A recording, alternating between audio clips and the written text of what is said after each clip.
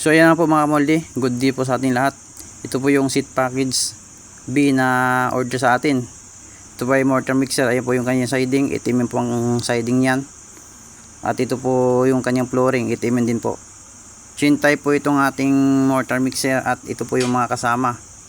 Isang hollow block machine na heavy duty, size number 4. Ayan po, 10mm divider po niyan. At 4mm po yung kanyang baso-baso, 6mm yung kanyang siding. Ayan. So ito din po yung ating table. Ayan po, 8mm po yung kanyang lamesa.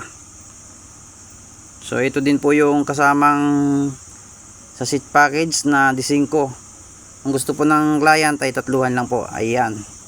So 3 holes na number 5. At lahat ng ito ay commercial size po. Heavy duty din po ito. Ganon din po, 10mm po yung kanyang divider at 4mm po yung baso-baso. Ito po yung table niya, 8mm po yung lamisa. So ayan na nga po mga kamolde, kinarga nga po namin dyan.